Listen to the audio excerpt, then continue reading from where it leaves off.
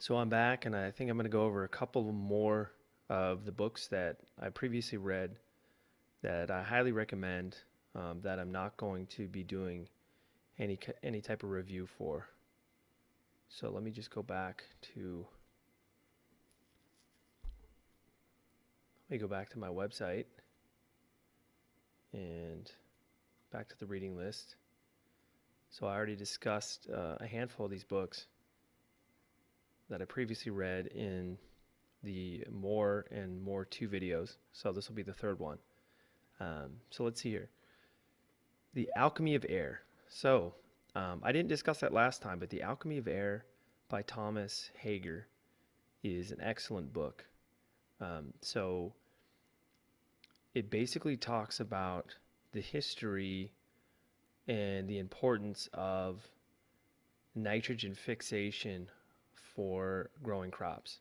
And so it goes into the history of um, why we need fertilizer for crops, specifically nitrogen fertilizers, and what they do to help plants grow, and then also what people did in the past to obtain nitrogen rich fertilizer to help grow crops. So basically, for the longest time, farmers used manure. A lot of times, bird manure, because it's very high in nitrogen, or it was high in I think it's high in a natural form of urea, which is high in nitrogen. But or they'd use like cattle manure, pig manure, or whatever, and you just put it back on the soil to re-enrich the soil.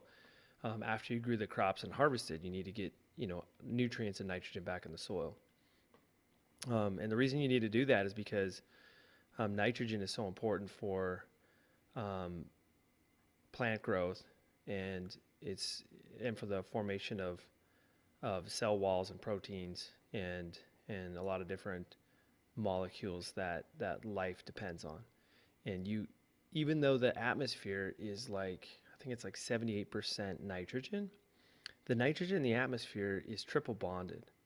So basically, you have an N2 molecule. So you have two nitrogens that are attached by three bonds. And so it's really difficult to break apart those bonds. And that's why nitrogen in the air is considered dead air. So when you breathe in, you're breathing in a lot of nitrogen in, but you're not actually absorbing anything. You're just breathing it back out. The thing that's reactive, obviously, is the oxygen. You get the oxygen, which is O2, which is actually pretty stable as well, but it's not as stable. It's easier to break apart. And there's chemical reactions that happen inside of your body once the oxygen gets in and diffuses into your blood, and it gets broken apart and used for different things and used for energy. So the nitrogen, you can't get it in your body, but you absolutely need nitrogen for growth. So a lot of proteins in our body have I think probably every protein has nitrogen in it. But you get it from plants and you get it from meat. So you get it from the foods that you eat. Um, and and So in nature, there's actually bacteria in the soil that will break apart the nitrogen bonds in the air, and it basically diffuses into the soil, and plants grow. Um, and then you can also get nitrogen back into the soil from the breakdown of animal, from decomposition from animals, and also decomposition of other plants, and it goes back into the soil. But anyway, so what farmers will do is they'll use manure to get nitrogen in the soil to help the plants grow. And just as an aside, the three macronutrients that all plants need that you need to supplement with. I'm actually not always. I think some plants you can just fertilize them with nitrogen, they'll do fine. But basically, the three macronutrients are phosphorus, potassium, and nitrogen. And so a lot of times you'll see fertilizers and they'll have a combination of those three elements in different ratios, and those will be used for fertilizing plants. So, but anyway, I think if you were to isolate it to one thing, I think nitrogen may be the most important of the three. I'm not completely sure. I'm not an agriculturist or anything, but um, and so interesting in the alchemy of air. Basically, back in the 1800s, I think it was the mid-century of the 1800s. There was this island off the coast of Chile, and they discovered that it was completely covered in petrified bird shit, and they called it Guano, Guano, and there was these companies. I think they were based in Chile. I think there was one in Peru, and then there were some companies in I think Great Britain and Germany. But anyway, they commissioned these workers to mine this petrified bird shit out from under their feet, and then they would process it, and then they would ship it around to different places in Europe for farmers. They would ship it to the United States for farming and for fertilization, and it was just very high in urea, super concentrated, so it had a lot of nitrogen in it. And so there was a lot of Chinese that were brought over. It was almost like slave labor, where they basically just dug out this guano out from under their feet. And so they kept digging. They kept digging this guano on this island, and they were shipping it out. They're basically mining it. And eventually they just hit rock. They ran out. So they basically dug the shit out from under their feet until they hit rock. And there was no more guano. They just completely just stripped it bone dry of this guano bird shit. But around the same time, they discovered another source of nitrogen in the Atacama Desert in northern Chile and parts of Bolivia. It was called Chilean saltpeter. So it was sodium nitrate, I believe. So true saltpeter is actually potassium nitrate, and that's what they were using. And I think they were finding that in like China and Asia. But Chilean saltpeter was actually sodium nitrate, but nonetheless, it has a good amount of nitrogen in it in the form of nitrates.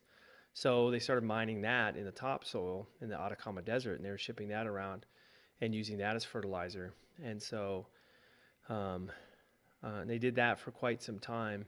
And basically, they hired a lot of local peasants to mine this stuff, and they created these little villages, and they were basically fenced in. And what these people would do is, they mine all day, and they go back to their little villages, and the owners of these operations and the business owners, they'd pay them out in this specialized currency that the workers could only use inside their little village to buy things. So they're basically slaves. I mean, they pay them out with money, right? But it was just, they couldn't spend it anywhere else, and they really couldn't get ahead in life. They were basically just slaves. But nonetheless, while they were mining this and using this as their main, as this huge export, there was some experiments going on in Europe at the same time, and there was a couple of different experiments.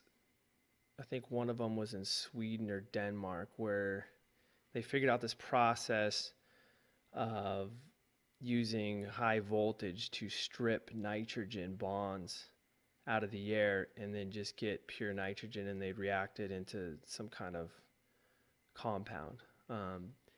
And also at the same time, there was a man named Fritz Haber who was doing some experiments in a lab. He was a chemist, and he discovered how to basically produce anhydrous ammonia in a lab.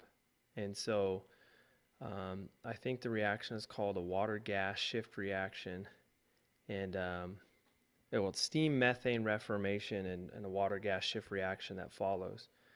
So basically reacting hydrogen with nitrogen at high temperatures and pressures, and then the output is NH3, which is anhydrous ammonia.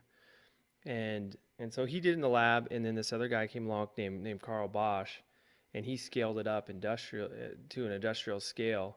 And they basically, those two guys combined, created the Haber-Bosch process of industrial ammonia production. And the book also goes into how later, basically in Germany, and this is in the early 19th century now, Germany was at the forefront of fertilizer production around the world, and they created these huge plants that were the size of small towns, and they were just cranking it out, and like American engineers are going over there and just overwhelmed by German ingenuity. I mean, the German ingenuity and engineering goes back a long time, and these guys were way ahead of the game. And then the Nazis rose into power, and then eventually they took over. Well, Carl Bosch was basically running these plants, and he was the head of this big business. I can't remember the name of the business, but then the Nazis came into power, and I think they took over his business and created this company called IG Farben. And Carl Bosch was actually really against the Nazi movement.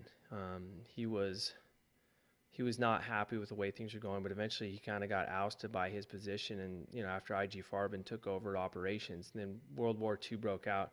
And what they did is they converted a lot of the fertilizer plants into syngas plants. So syngas is basically coal gasification, where Germany is actually really coal rich. So they had a lot of coal reserves all around the country, but they didn't have any oil. And if they did, they had very little. But they needed to power the German army, right, and the Nazi army. And so one of the ways they did that was using their coal reserves and then cranking out syngas from these converted fertilizer plants. And so and Karl Bosch was, I think he ended up like dying of alcoholism because he was just kind of devastated after the Nazis took over his operations, and World War II broke out, and then there was all the bombings in Germany. And so by the end of his life, it was pretty sad what had happened to him. And the guy was a genius. He was an absolute genius. And the way he scaled up those operations, and he just had like a photographic memory with how some of these machines work and these industrial plants worked and all the operations behind them. Fritz Haber, on the other hand, I think he rose up in prominence with the Prussian army, I believe, in World War I. This was earlier. And he became a prominent general, kind of a general chemist type, I believe. And he was one of the guys who was pioneering different toxic gas operations in World War I. And one of the things he did was he had this idea.